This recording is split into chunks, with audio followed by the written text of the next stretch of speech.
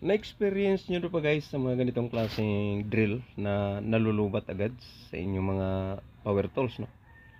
Kaya cordless drill siya, no? 12 volts, no?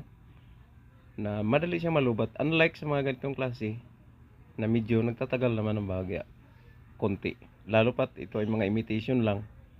So kailangan nating ano, at pangalawa nito guys, hindi siya pwedeng maitayo eh. Pag iniligpit mo siya, nakahiga lang, so takaw space. Kaya mas maganda yung nakatayo siya, kaya i-convert natin guys. At yun ang ituturo ko sa inyo. Panoorin nyo to guys, para sa mga hindi pa, no? Sa mga beginners na kailangang matuto. Malaking bagay to na mayroon kayong mga ganitong klaseng ano. So conversion siya, pero hindi pa rin nawawala yung kanyang 12 volts. Iko-convert lang natin ang kanyang battery for 21 volts, 18 volts. Pero pag ginamit mo na rin ang 12 volts niyang original niyang battery, so gumagana pa rin siya. So panoorin niyo to guys, watch until the end. At sa mga hindi pa nakapag-subscribe guys sa ating channel, please like and subscribe. So ito guys, panoorin nyo anong mga kailangan natin. So ituturo ko sa inyo guys. Unang-una guys, kailangan natin ng adapter converter, no? Mga katulad nito.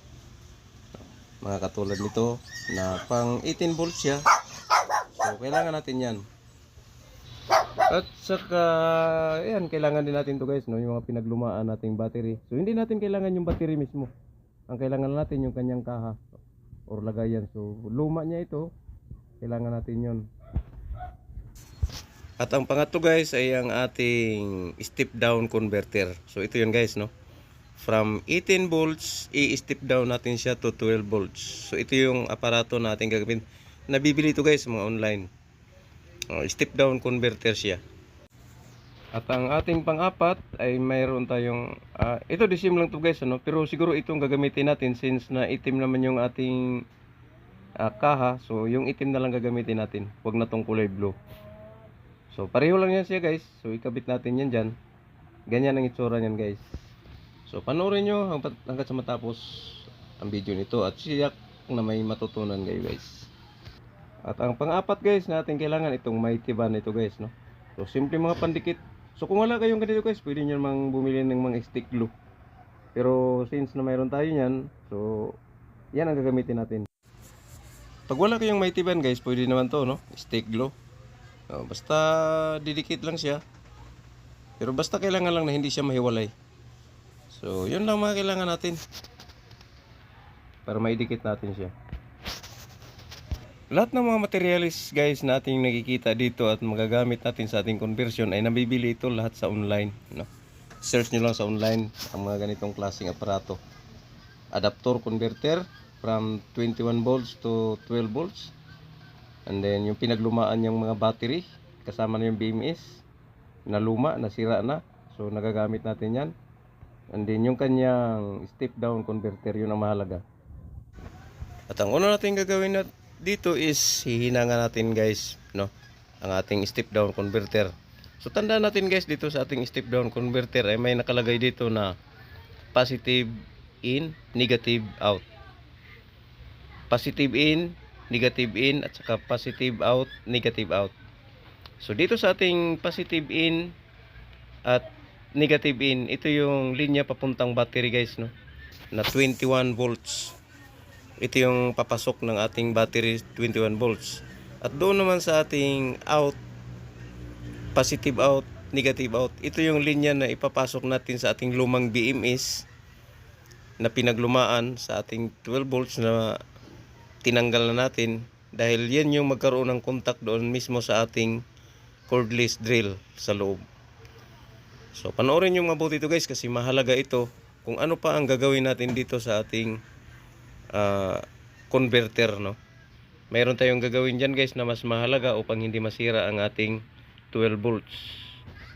Panoorin nyo guys hanggat sa matapos. Remind lang guys, itong tinister natin na BMS na luma is sira po ito, no? So kahit sira, pwede natin gamitin. Ang importante guys na mayroon siyang contact, no? Contact lang talagang kailangan natin yan. Kaya natin tinister yan para makita natin kung ito ba ay may linya, mayroong namamagitan sa ating negative positive. Kasi kung mayroon, puputulin natin ang linya na yan. no? So kung kailangan is putulan natin ang linya na yan para walang namamagitan mula sa ating negative contact at sa ating positive contact. So base guys sa ating tester na ating nakuha ay mayroon siyang contact, no? Pumapalo ang ating tester, kaya kailangan nating putulin ng mga nakakoneksyon ng mga pisa nito. At tatanggalin natin yung pisa na kakabit or putulin natin mismo yung kanyang circuit board. Putulin natin yung linya para mawalan siya ng linya magkabilaan. Inuulit ko guys, itong aparato na ito is sira na ito. Pinaglumaan natin na BMS to. So ang kailangan lang kasi natin dyan is yung kanyang dalawang contact terminal. Yun lang kailangan. Hindi natin kailangan yung board na yan. Kaya lang, para mas maganda yung pagkalagay niya, ilagay natin yung board. Okay. So panoorin nyo guys what's until the end of this video. At inulit ko guys, kung gusto nyo malaman at matuto, panoorin nyo itong buo. At mag-like na kayo guys at subscribe na rin. Kung gusto nyo i-share guys, share nyo para malaman sa inyo sa iba, no? Mga ganitong klaseng aparato. Tayo man guys ay hindi ganong eksperto dito, pero malamang marami rin sa inyo ang gustong magtanong patungkol dito. Thank you guys. Panoorin nyo.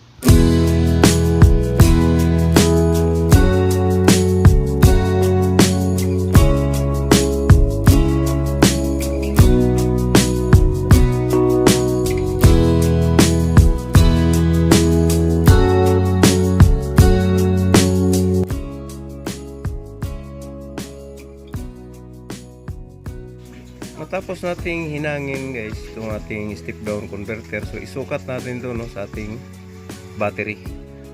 Ang gagawin natin is isalpak natin to, and then kuhanin natin ng sukat guys gamit ang ating tester. Ito ang pinaka-importante guys, dahil pag nagkamali tayo dito is baka makalimutan nating iset, papasok yung 19 volts patay. So far guys, tinignan natin 19 volts yung binasa, no. So paano natin gagawin yan guys para maging 12 volts? So ngayon guys, panoorin nyo ito dahil ito yung pinaka-importante, no. Kung ating titignan dito sa ating terminal, binabasa niya ang 19 volts. So hindi siya pwede doon sa ating 12 volts kasi 12 volts lang itong ating cordless, baka masira yung motor. So ang gagawin natin is, kung nakikita nyo guys yung maliit na tornilyo na yan sa ating aparato, yan yung kulay tanso na yan, yan yung ating i-adjust guys. I-step down natin yan para ma-reach natin yung 12 volts output. So ang gagawin natin is i-permis lang natin itong ating tester para makuha natin yung 12 volts. So kuha tayo ng maliit na screw. Ikutin lang natin ito ng pakanan at pakaliwa. So check ko na lang kung pakanan o pakaliwa. Yan, pihitin natin yan kung saan siya nagre-reduce. Yan. So pihit lang, dandahan lang yung pihit natin guys, no, hanggat sa maramdaman natin siya na magre-reduce ang kanyang voltahe. So dandahan lang yung pihit. Ang kailangan kasi natin dito guys is 12 volts, no. So ayan na guys, nasa 12 volts na tayo. So dito tayo, no. So dito na lang.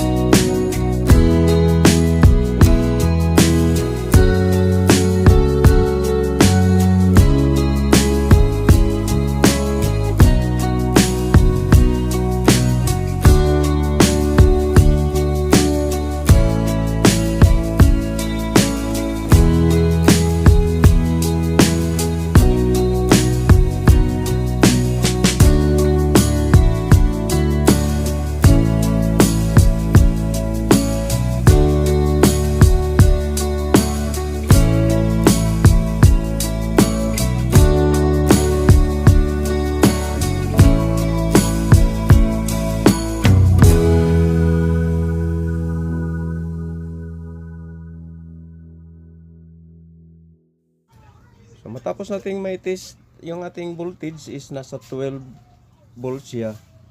So ang gagawin natin ngayon is atin ang i-epoxy ito para maging stable na yung ano niya. So ito yung importante kasi dapat hindi siya matatanggal.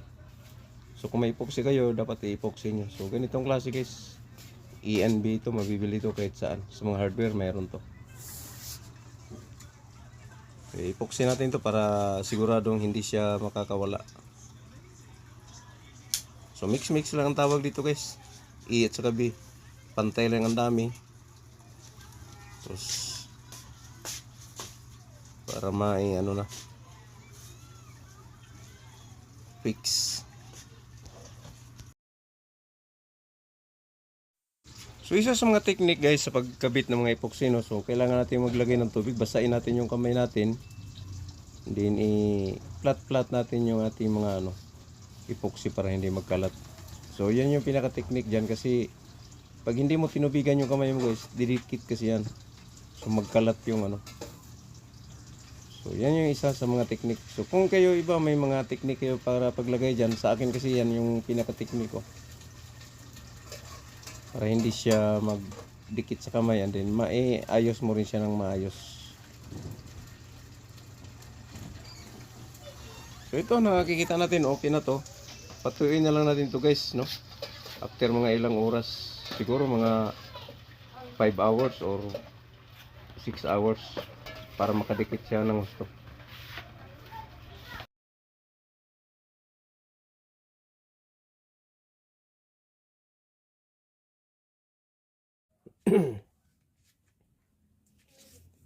So yan guys, ano na no, buo na yung ano, natuyo na yung ating after yung 4 na oras yata. So tuyo na yung ating epoxy. So ngayon subukan natin guys, ikabit na natin siya. Yan. So ito na yung conversion niya guys, no. Yan. Salpak natin.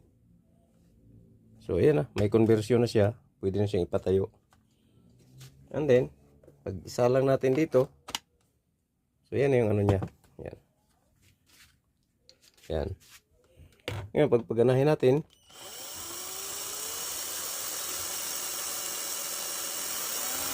yan. So malakas to guys, no? So pantornilyo lang naman to.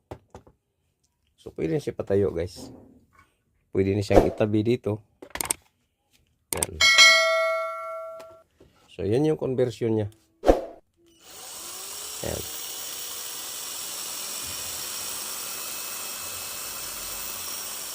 So di hamak na mas matagal malobat ito guys, no?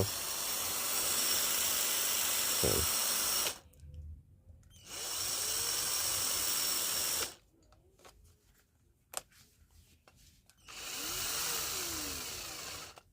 Yan.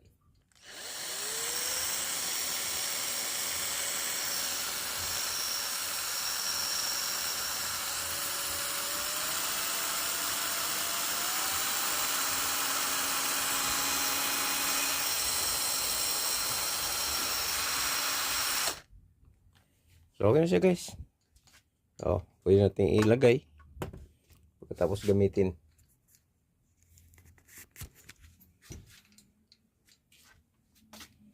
So nalalagay mo siya ng ano, maayos na. Unlike kanina na nakahiga pa. So ganun lang pag-convert. Kailangan mo lang ng adapter conversion. And then tulad ng mga ginagamit natin kanina, epoxy. Then importante guys yung ano, step down converter. So from 19 volts pinababa natin siya to 12 volts. Okay guys, thank you for watching guys, and please like and subscribe to my channel. Bye bye and God bless.